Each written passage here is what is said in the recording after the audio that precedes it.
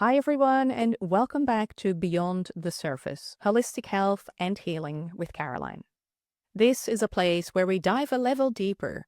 We go beyond the surface in order to give you simple, helpful, and practical tips on holistic health and wellness. Now, in today's episode, I'm very excited to be talking about regenerative medicine. This is really a hot topic, but it's a very complicated topic as well. And I have recently written this book. It's called The Healing Journey, Navigating Adult ADHD and PMDD. PMDD is premenstrual dysphoric disorder, also known as a severe form of PMS.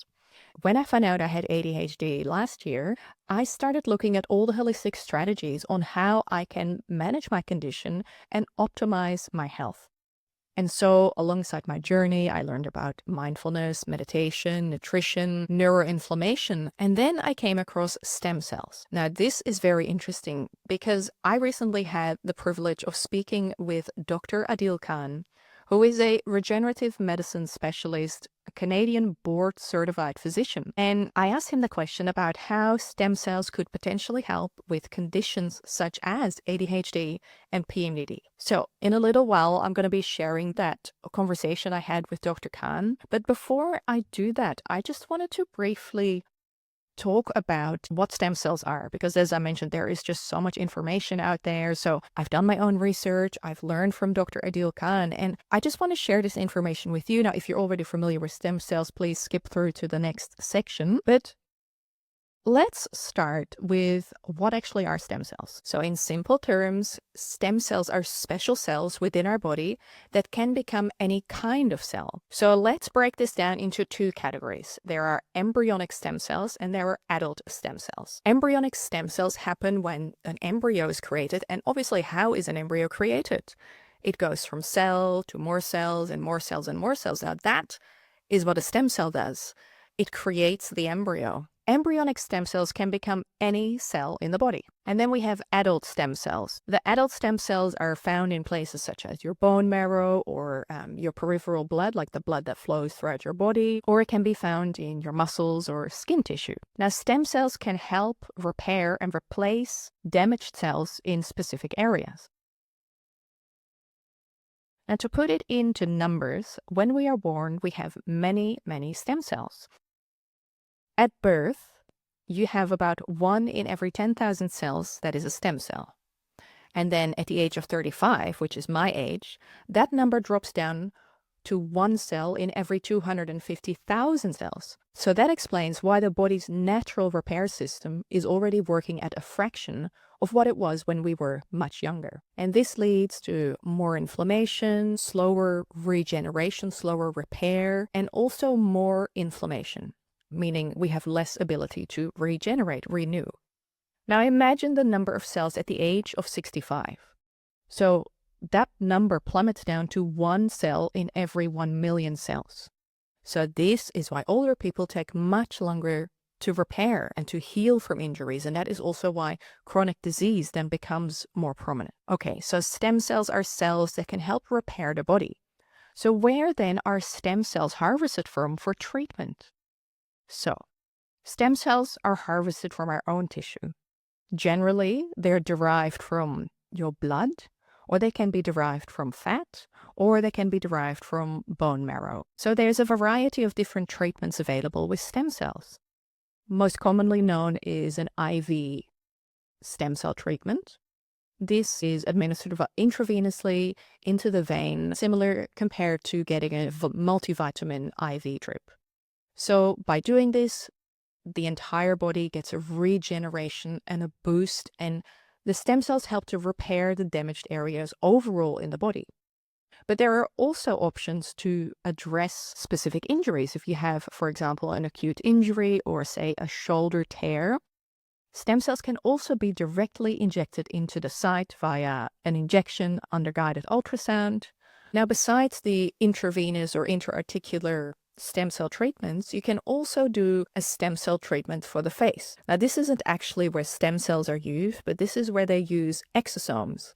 And Dr. Adeel Khan describes the exosomes as the soup that the stem cells grow in. So these have a lot of growth factors to help regenerate the skin.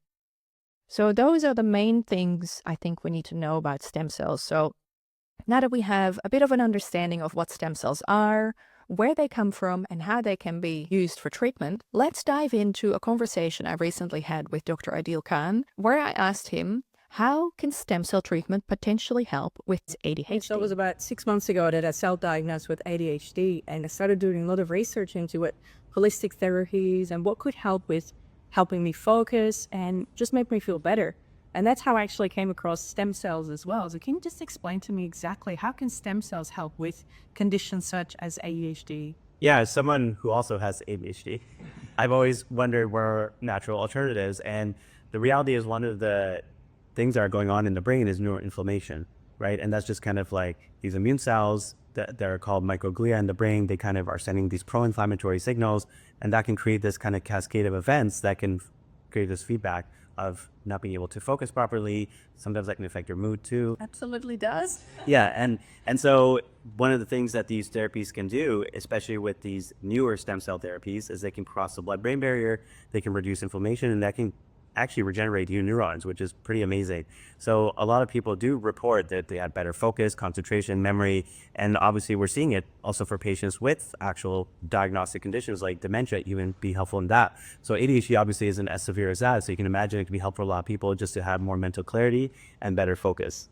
Yeah, that sounds amazing. So it really sounds like something I'd really like to do. But a lot of people have, they think that stem cells are very expensive and it's only for the wealthy. But I believe it's a misconception because stem cells are more available to everyone now, right? They are than they were even 10 years ago, right? The prices come down and the dosing that you need for with these new stem cell therapies is a lot lower than what you needed with the old stem cell therapies. So because you don't have to use as much, obviously the cost comes down. So that's the beauty of these treatments now too, is that especially for a lot of people, for example, with stroke patients in Japan that they use with these new cells, they showed that they use 1/10 the dose of that they use normally for the old stem cell. So obviously then you have a less cost too, because you don't have to use as many cells. So that's the exciting part about these new treatments. Wow, it sounds really Conversation good. with Dr. Adeel Khan. Now, I was so excited to learn about this new technology. Let's break down what we discussed in this conversation. So let's recap the topic of neuroinflammation. So if you often struggle with focus, clarity, or if you experience mood swings, one of the hidden causes could be neuroinflammation. And the reason I'm saying one of the causes is because inflammation is multifactorial. But for now, let's talk about neuroinflammation or inflammation of the brain. Simply put, it means that your brain's immune cells, Dr. Khan touched on this, the microglia, they are overactive and they are sending out inflammatory signals that interrupt your brain's ability to focus clearly and to balance your emotions. Basically, you can picture this as a traffic jam in your brain. It is as if these signals of your brain can't really get through because of the traffic jam. And now this traffic jam is the inflammation, because the inflammation is blocking the pathway. And then you can imagine stem cells are coming in as little tiny construction workers to come and fix the traffic jam, to clear up the traffic, to fix the roads, and even to build new ones.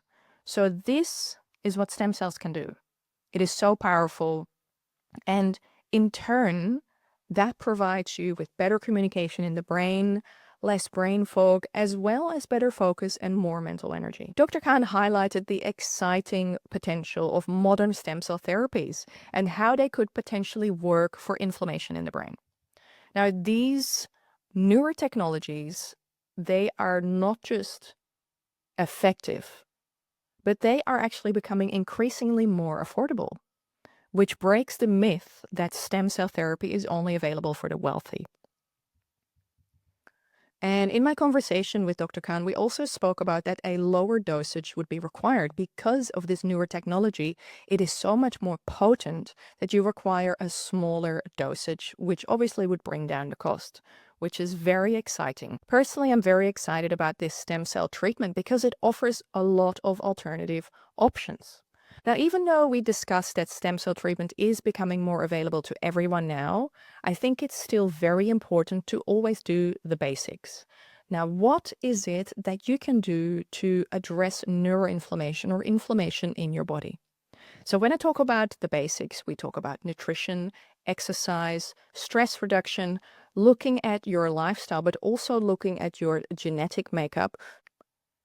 Two of the key strategies that you can implement right now is 1, nutrition, 2, reducing stress and inflammation naturally. The first thing you can do to address inflammation in the body is looking at your nutrition, because everything that goes in your mouth affects your body.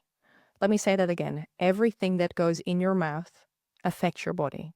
On top of that, everything that you put on your skin also affects your body. And everything that you surround yourself with within your environment, think of the air that you breathe, the people around you, as well as the environment that you live in, also affect your health. So these areas is really something you can look at. But let's start with nutrition. What you can do is include anti-inflammatory foods in your diet every day, such as omega-3 rich fish, like salmon or sardines, or turmeric, which is very easily available, berries, as well as leafy greens and nuts. So for example, what you can do is add in a wild-caught salmon once a week to your lunch or dinner. Or one of my favorite and most simplest things you can do is make overnight chia pots or chia pudding. Basically, mix a scoop of your chia seeds, make sure they're organic, with your favorite choice of milk, whether that's a plant-based milk or just a full-fat natural milk. Choose what works for your diet best.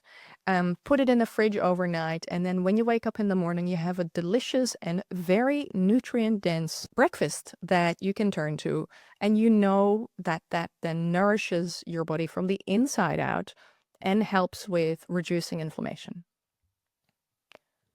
Now, we also briefly touched about your environment that you're in, as well as what you put on your skin. Make sure that the product you choose is something you're proud of to put on your skin, making sure that they are as natural as possible, not adding in any nasties into your skin, because your skin is your largest organ. So make sure that the products you use are supporting your health goals, but also touched about the topic of your environment. So making sure you have green plants to filter your air, or if you live in the UAE where the air quality isn't always great, make sure you have an air filter that filters out any pollen, allergens, or anything that shouldn't be in the air, ensuring that the air you breathe in is supportive of your overall health and your health goals. Now, another thing I want to talk about with reducing inflammation naturally is managing your stress. If you've been following me for a while, you know that I am also very passionate about mindfulness meditation. You can find my meditations on YouTube and Insight Timer. You can find me under Caroline Bakker or Meditations by Amazon Warrior. The reason I love mindfulness so much is because it has made such a difference in my life. I learned about mindfulness meditation during the COVID pandemic, and with a lot of those changes happening, I really turned to upskilling myself, learning something new. And whilst I was doing this course, I just fell in love so much with mindfulness meditation that I decided to turn that passion into something called a side hustle. And that's how it started. And I love crafting these guided meditations because they allow me to project my voice for healing, for helping you sleep better, help you create abundance in your life, but also help you relax, unwind, and sleep better. So I will put the link down in the description to access my guided meditations. But guided meditation is such a powerful way to naturally heal your body and to support your overall health.